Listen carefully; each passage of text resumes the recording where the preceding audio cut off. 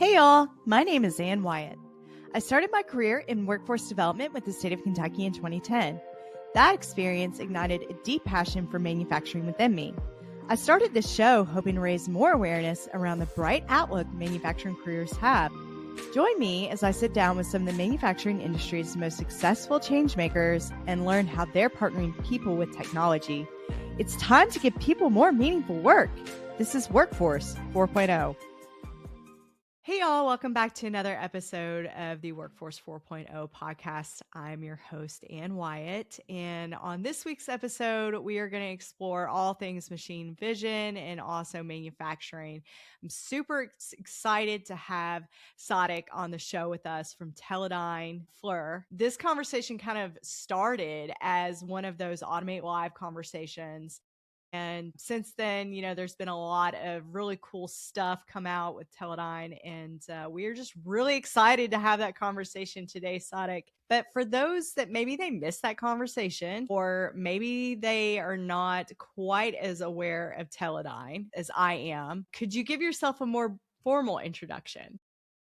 Happy to do so, and thanks for having me here today. At my core, I'm a father and a husband. Professionally, I'm a technologist and an executive at Teledyne who believes that leadership is ultimately about service. My mission is to enrich lives, whether that's through the culture that I'm building for my team or the innovations that we are building to deliver to our customer. I ground my work in resilience, constant learning, and a commitment to giving back, always aiming to bridge the gap between high performance results and truly engaged community. At Teledyne, we provide sensing technologies all the way from space to deep sea. And we do different kind of applications, and our focus is exactly the same: to serve our customer, to build groundbreaking technologies, and to really solve very complex and challenging problems that our customers are faced today. I love that so much. And Sadiq, I'm in Huntsville. Teledyne is like a stable around here. You know what I mean? So it's really awesome to have you on the podcast today. And I just love your passion for the industry. And I love just your passion for the people as well. So I'm really looking forward to getting into that part of the conversation with you. But more so than that, I really feel like you are just a really cool human. I mean, for example, that blazer is fire. Love this. And you've just always been so gracious with me in the interactions that I've had. But I've got to know, I feel like we could really tear up the town one of these days. And if we're out somewhere and we're going to hit up a karaoke bar, I got to know what's your go-to karaoke song. You know what? Growing up, Backstreet Boys have been all-time favorite. Quit Playing Games with My Heart is one of the popular songs that I absolutely love, but there is a competition in town, and that competition is with Taylor Swift, and I'll tell you why. My Because gosh, I yes. have two girls, and therefore Taylor Swift is the way to go at home. So it's between Backstreet Boys, my personal favorite, to Taylor Swift, my girl's favorite. So that's what we hear at home. I love that so much. It would be so fun if we could make like a Taylor Swift Backstreet Boys like mashup. Oh, Yes. that would be very innovative. I love that so much. I'm a fan of both of these artists. I'm a big time fan. I was a very big fan of the Backstreet Boys growing up and went to see them at Rep Arena there in Lexington, Kentucky. But Fun fact about Taylor Swift, her song yes. Space, it had this immersive interactive 360 video that she really wanted to interact the audiences with. That was shot on the cameras that we built here in Richmond. That is so cool. That is so cool. Yeah. Oh my gosh. Sadiq, we are living history. We're like, do you understand? I feel so. I love it so much. I love it so much. So that's something like, that's a really cool, I love it when I hear stories like that, because that like really just drives it home. You're like, oh, these products, that we make as a company, guess what? They relate directly to your favorite artist and favorite entertainment, and you interact with them more so than you think you do, right? In real life. That is so true. That's awesome. And I'm sure that's only one of the unique solutions that you feel like, what you all are doing at Teledyne will unlock for all industries. But specifically, I got to know with manufacturing and the workforce, how do you think that some of this technology is going to drive the future of the way that we work? You got to look at what is happening in manufacturing and automation today. When I see the intersection of manufacturing and automation, I see it as a double squeeze. On one end, we have a massive departure of institution knowledge getting retired. At the same point in time, we are seeing a rapid influx of technology. And if you really look at the statistics, there is a significant talent gap. We spoke about it last time. Some of the reports, like Deloitte, suggest that there would be 2.1 million manufacturing jobs which could remain unfilled by 2030, just because of the lack of skilled worker. On the other hand, you look at investments, and there is a significant investment surge. 80% of executives today plan to invest 20% or more in their budgets into smarter manufacturing. There is an automation paradox. 300 million jobs globally may get disrupted by AI. Yet, 88% of employees report higher job satisfaction when automation replaces their repetitive tasks. And finally, cyber attacks, right? Like manufacturing is one of the most targeted industry for cyber attacks. Approximately 25% of incidents that are created today are really around manufacturing. So really the question is, how do you bridge that particular gap? That is an important context. Bridging that gaps, bring in machine vision technologies really up and center around things. So think about micro learning. Whenever you get a new employee, a new operator joining your organization, how do you make them productive and multi-skilled? And really the solution is utilizing immersive technologies through vision system, where you have the ability on the job to be able to be guided if there are errors that are being made.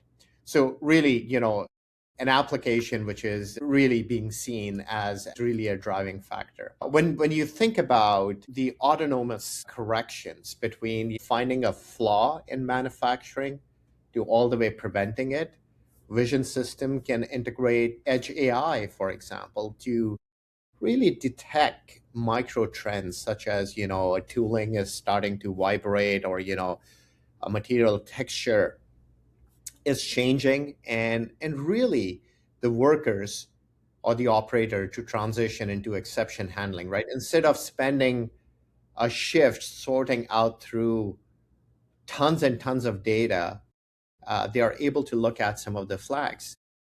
And what I also see machine vision to be really core is in their application of 3D technologies. And you and I spoke about that a little bit last time as well. 3D technologies is like human eyes, right? Human eyes is very capable of looking at the depth. And through that particular depth, we are able to identify how far a certain object is or how far a certain destination is. 3D technologies is really making that possible. Now think about in factory floor today, there are many robots and cobots, and eventually there will be humanoids. They often require cages, or they are slowed down significantly when a human is near. And what I see is the future of vision systems such where high-speed 3D vision technology can map an entire factory floor. Robots will work at full speed alongside humans because the system can predict human movement patterns. And if you reach that part, robot will be seamlessly moving its arm around at the same time a human is moving their arms around in order to pick a certain object. And that integration, that kind of movements is really what's going to make some of the vision technologies so relatable in near future. So that's really getting into what I think about when, the new term, Sadiq, is physical AI. Yes. Have you heard that? Or is Absolutely. that me? Okay. So that's really kind of getting into physical AI. And that's really interesting because I think you're the first person that has come on the show to make that correlation. And then to also kind of explain a little bit more about that is there anything like on the forefront of that we should be aware of with physical AI, or how those roles are going to evolve working next to, because that's hard for me to imagine a person even still working at full capacity, full speed, full production time next to like a robot of any kind. There is, we talk about Industry 4.0. There is a new term around Industry 5.0.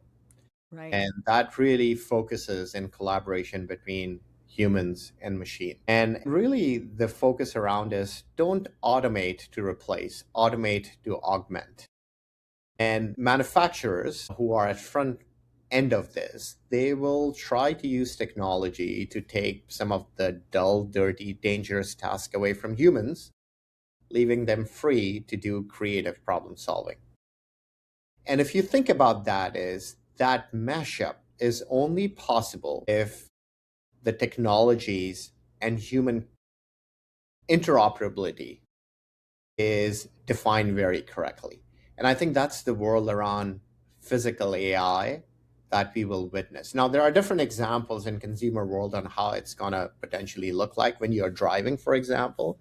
But manufacturing is no different. It is where you're trying to build, it's where you are trying to bring an object, a material to a certain location, it's where you are creating things, it's where you are problem solving, and it's where you are creating an experience that your customer will eventually make. And the real big question is, how can you do it effectively, efficiently, and so easily that the people who are working are augmenting to that particular experience versus being on a threat of getting replaced. Absolutely. Yeah, and not only that, but what skills would someone need to operate at this level of existence, like coexistence with robots in this way? So that's a very interesting perspective, because if you look at a lot of manufacturing and a lot that has been talked about, it is focused around finding workers or finding operators, people who can Right. come on the floor and do the job. What I see in future is a shift towards finding a good engineering talent, people who are immersed into technology and are able to take advantage of that. Now, think about an operator on a line.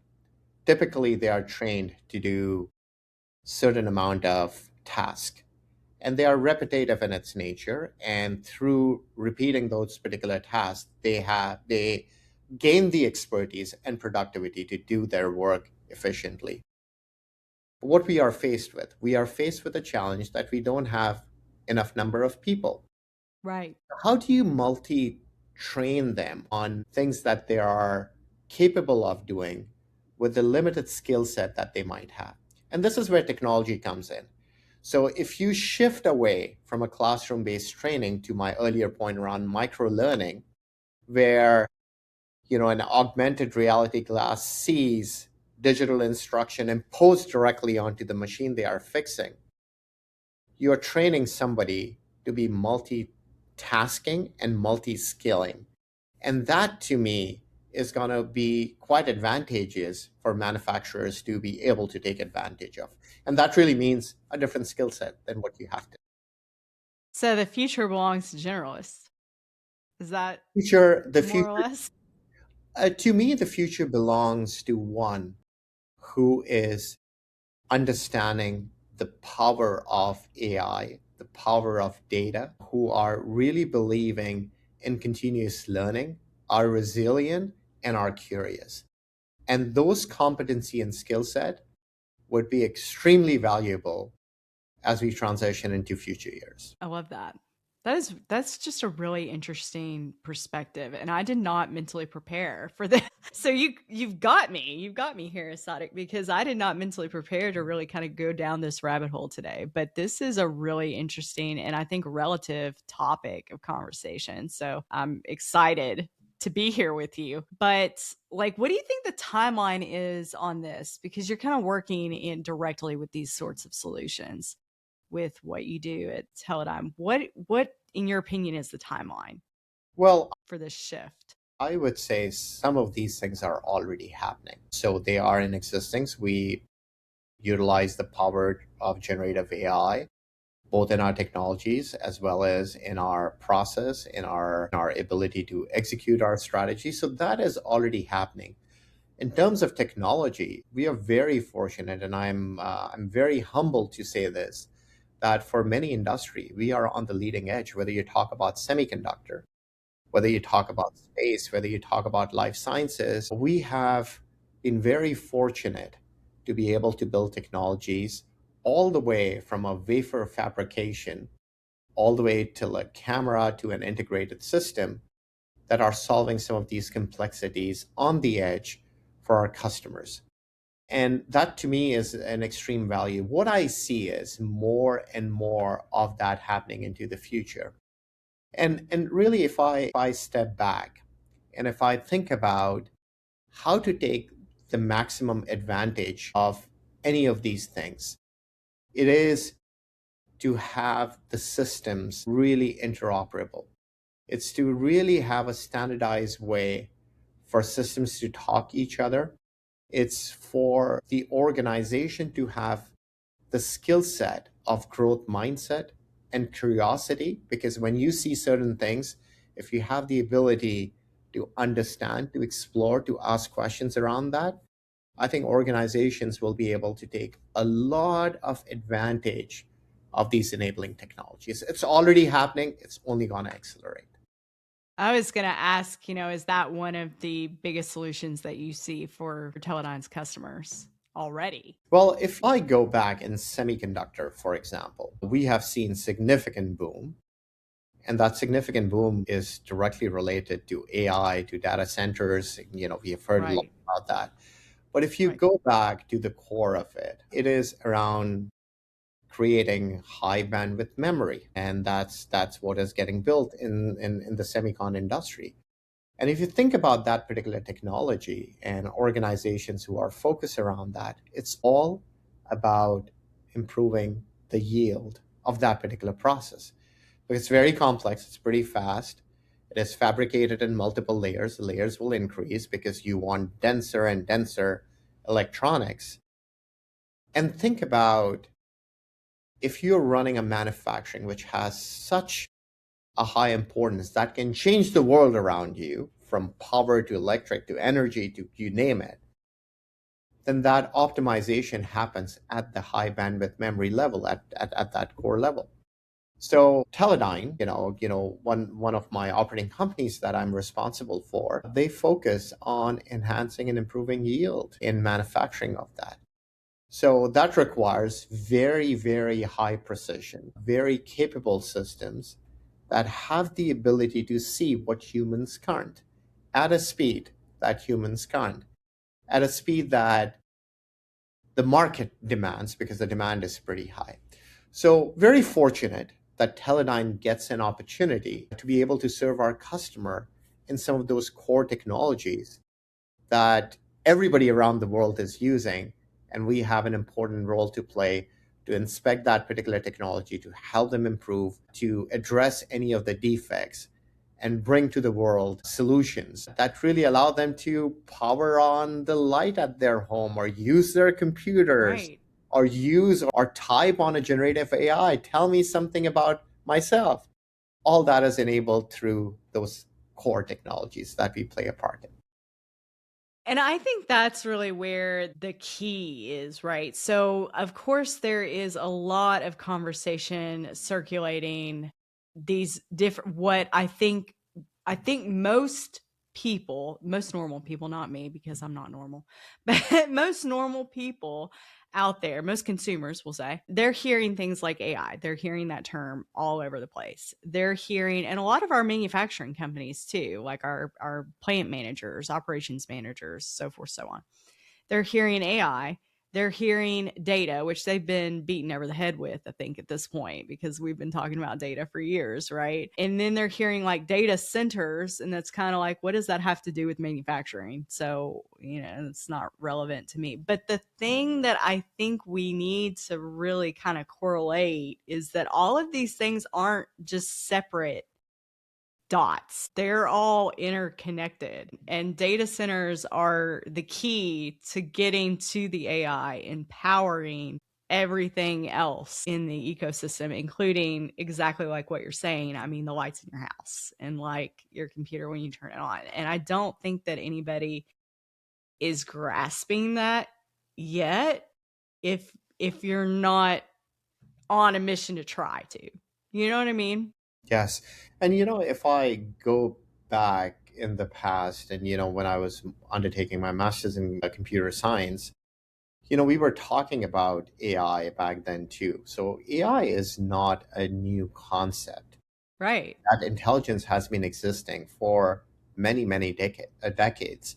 What has made AI more applicable is the ability to ask simple questions and be able to get responses through that. And that is the application of generative AI that has made a powerful correlation between intelligence, data, and bringing them together. The important aspect that we still need to think about and enhance is the context behind information that we get. And the context is still human intelligence, which eventually will get to a level where we will get the contextual information as well. But that's the promise behind AI. It's not new, it has been existent. The current technologies, the processing abilities, the power that powers the grid and the data center has made it possible to get that information quite instantly. That's and and that's really kind of when I'm looking and studying this information and kind of looking into it and doing more and more research. That's kind of really where I'm seeing this go. And I think still for the average manufacturer out there that's really a small business, right? They're still thinking AI is the chatbot. They think AI is Chat GPT. This is not these two. Yes, it is. The short answer is yes, but these two things aren't even in the same hemisphere. I don't think. Yeah, you're right. Like, back in the past, one would go on yahoo.com and search for something and find the result. Then came the Google world. You search and you find it. But I think it's a little bit more than that. It's more about the intelligence. It's more about the context, as we have spoken about.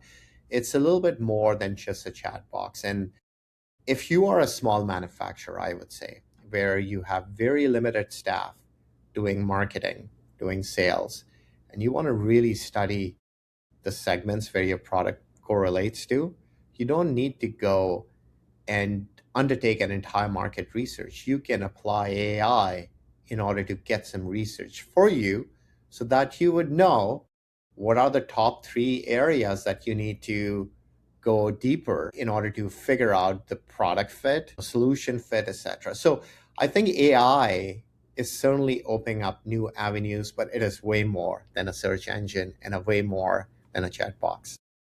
Yeah, absolutely. I'm so happy that we're having this conversation because I've been thinking about this a lot, actually, in my spare time. But, for maybe somebody that's listening, they're a smaller manufacturer, they're not quite making that correlation yet, or maybe they have real problems like moving a product out the door. I don't have those problems. So I think maybe I have a little bit more affordability to think.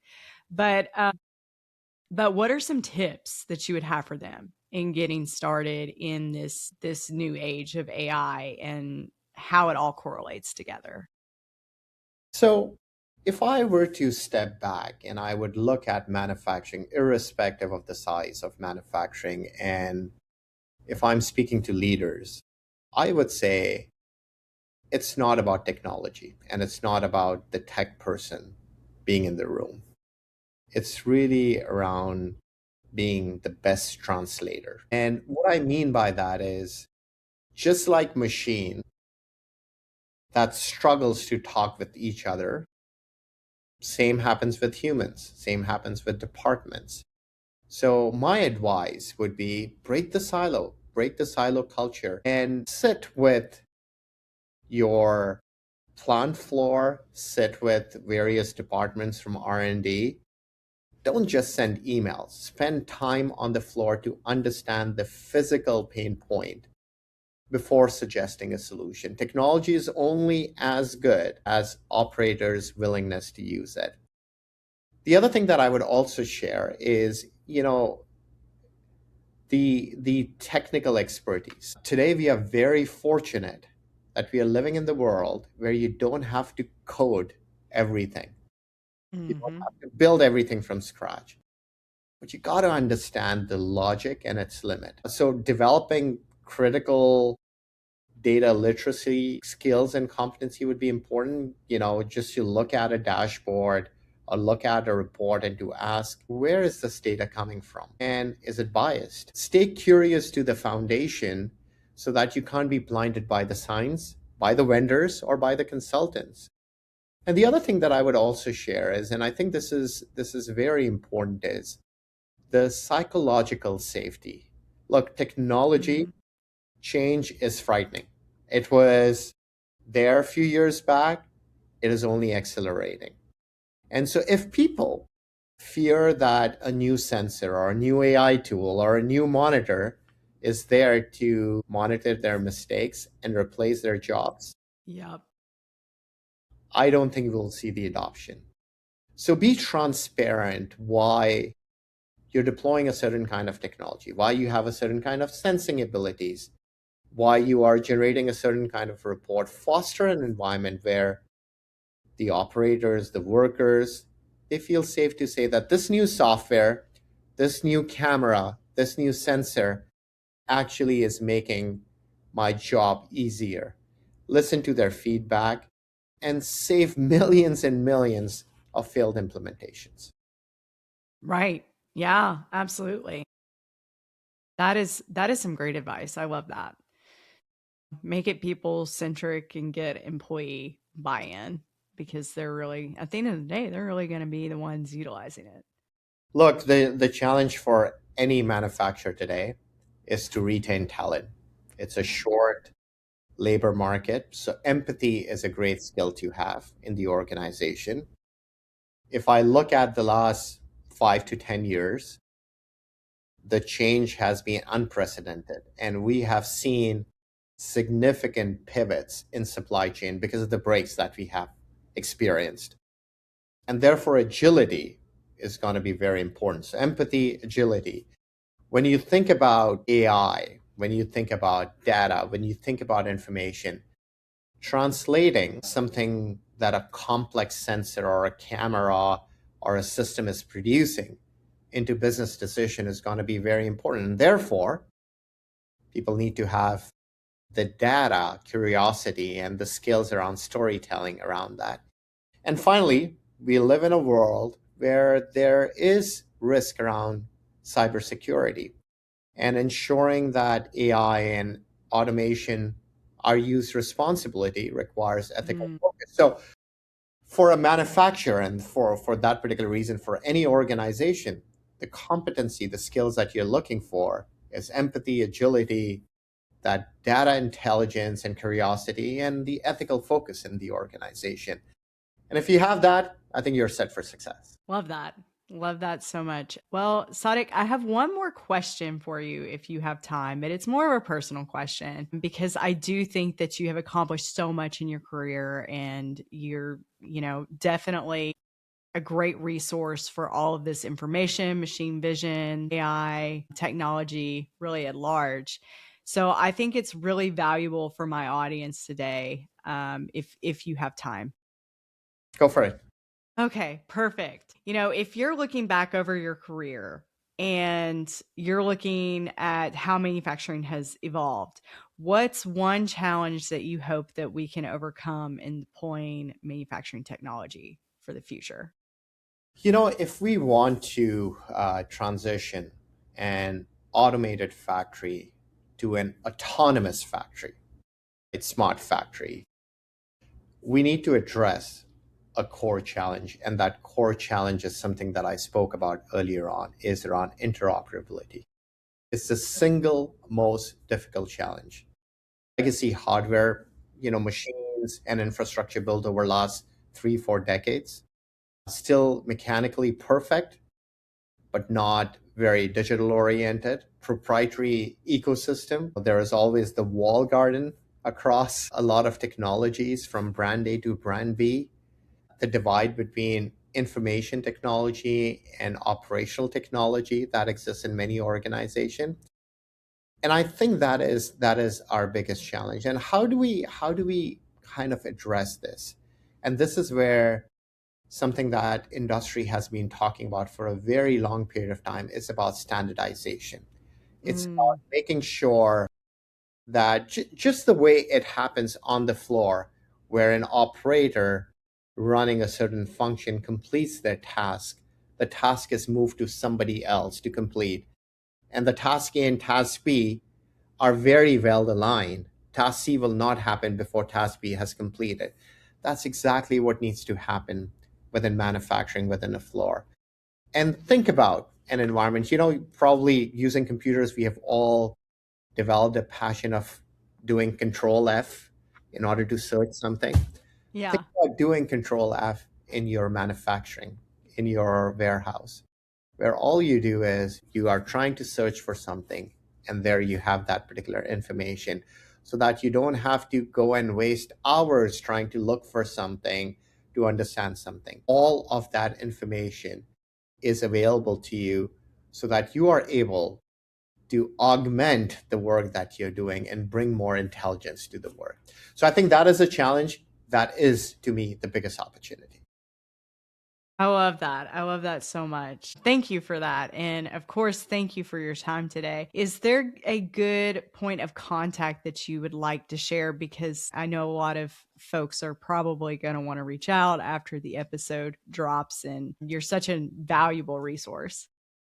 Well, LinkedIn is the best way. And, also can reach out on the Teledyne channel as well. So certainly both of them are available for anybody to reach out. Excellent, Sadiq. Well, I appreciate your time today. And if you are listening to this episode, please connect with Sadiq, and he is happy to share more insights on this. I think it's fascinating. So I really appreciate your time today. We will see you all next week on another episode of Workforce 4.0. Thank you, Ann, for hosting it. Absolutely.